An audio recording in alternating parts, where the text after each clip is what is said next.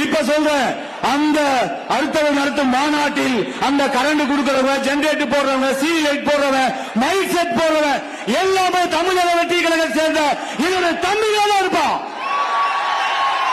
ஒவ்வொரு பொதுக்கூட்ட மாநாட்டு நடத்துறதுல விடமாட்டேன். என் தம்பிகளை வச்சு வீடியோ எடுப்பேன், வலைதளத்தில் பரப்புவேன்.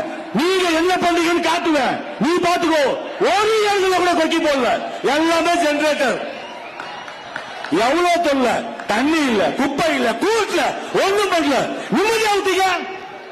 எவ்வளவு வேதனை, எவ்வளவு சோதனை தெரியுமா? இது ஜனநாயக நாடியா? பாசிசம் வச்சுருக்கீங்க நீங்க. நான் பேசக்கூடாது அமைதியா இருக்கேன்.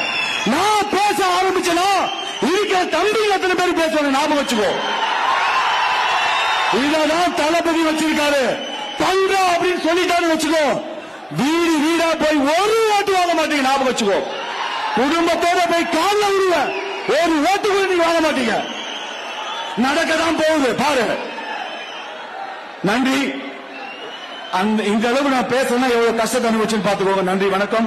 நிறைய பேர் பேசுறவங்க திரும்பி சொல்றேன், இந்த மழையிலும் இவ்வளவு பெரிய கூட்டத்தையும் கூட்டிய மக்கள் இயக்கத்தின் ஆளுநராக இதன் தம்பிகளே, என் தோழர் தோழிகளே, அனைத்து மாவட்ட செயலாளர்களே, உங்கள் பாதம் தொட்டு வணங்குகிறேன். என்று உங்களுக்கு பாதத்துக்கு செருப்பாக இருப்பேன்.